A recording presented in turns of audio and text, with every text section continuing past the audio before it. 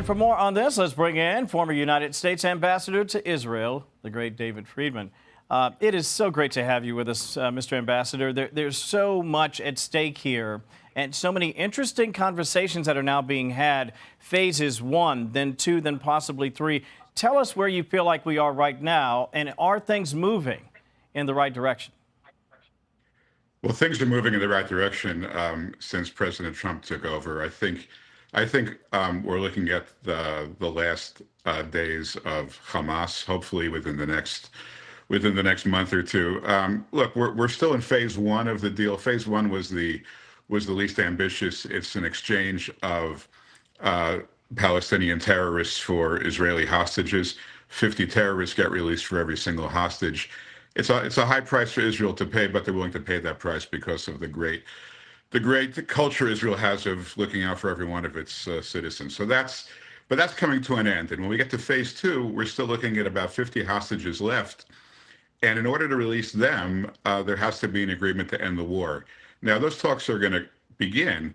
The question is, how are they going to end? I mean, there's no way that Israel or America will tolerate Hamas continuing to be running the Gaza Strip. And if you see these pictures on the screen right now, Hamas doesn't look like it's willing to leave. They're dancing around with full battle regalia. So we're heading to an impasse.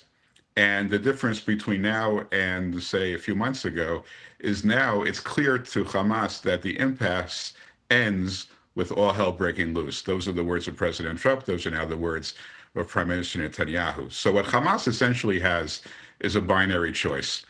They can leave the Gaza Strip with all the Gaza civilian population. They'll go somewhere else.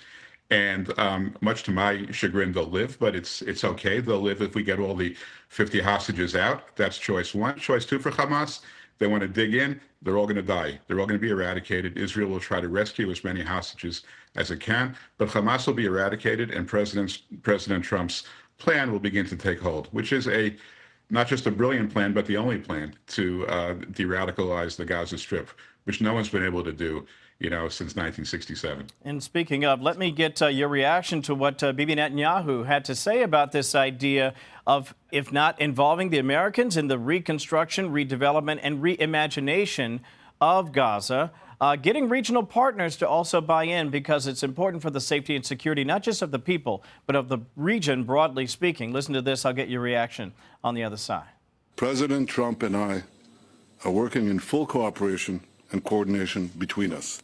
We have a common strategy, and we can't always share the details of this strategy with the public, including when the gates of hell will be opened, as they surely will if all our hostages are not released until the last one of them. Bibi saying exactly what a lot of people are saying.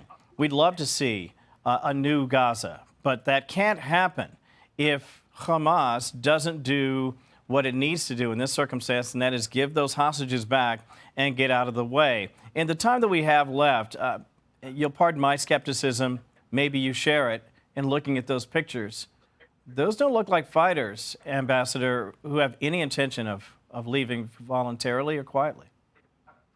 I don't think they're going to leave voluntarily, but if there's any chance for them to leave voluntarily, it's the pressure from the Prime Minister and the President jointly saying, we're going to kill you all. I mean, that's really what they're saying. And if that doesn't work, then I have no doubt Israel is going to follow through on that threat. They will eradicate Hamas. They will move out the population, which is necessary both from a humanitarian perspective and because the population, unfortunately, is now completely de-radicalized. All these people that you're seeing in that picture, they voted for Hamas, they support Hamas, they cheered, gave out candies when Jewish children were being burned and women were being raped. I mean, this population has to kind of be dispersed, and then I think something, better can replace it. But at this point, I think I'm just so gratified that we have a president and a prime minister who are speaking, the same message. It's a very harsh message to Hamas, and it's the message that they need to hear. Got to get out of there. There's just no way around it. If they don't get rid of them, we'll continue to have what we have had for 40 or 50 years. And I for one, and I'm sure you feel this way as well, I am encouraged that we have a president and leaders now in the region who at least are approaching this perhaps in a very meaningful and different way. Mr. Ambassador David Friedman, thank you so much for your time today. We certainly appreciate it. Have a great weekend. Thanks, Kevin. Thanks for having me. You bet.